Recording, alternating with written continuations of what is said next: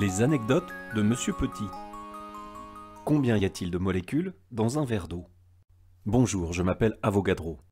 Je suis un scientifique italien qui a beaucoup étudié la matière et sa composition au XIXe siècle. J'ai notamment essayé de la quantifier, c'est-à-dire de la compter. Je suis également le premier à faire la distinction entre atomes et molécules.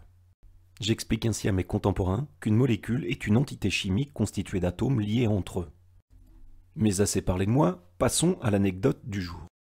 Combien y a-t-il de molécules d'eau dans un verre d'eau? Comme vous le savez peut-être, l'eau que nous buvons est constituée de molécules d'eau invisibles à l'œil nu. Mais combien y a-t-il de molécules d'eau dans ce fond de verre que je vais boire? Eh bien, dans ce fond de verre constitué de 18 grammes d'eau, il y a une quantité considérable de molécules d'eau.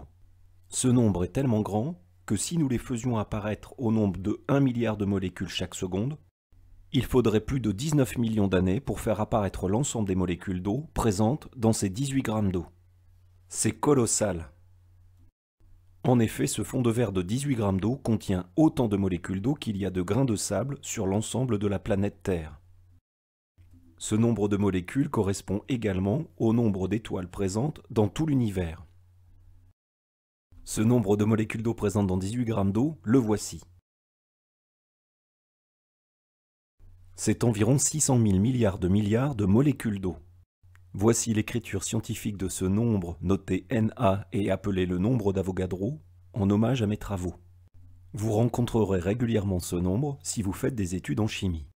La prochaine fois que vous finirez un verre d'eau, pensez alors que vous absorbez autant de molécules d'eau qu'il y a de grains de sable sur Terre ou d'étoiles dans tout l'univers. Cela donnera une autre dimension à votre verre d'eau.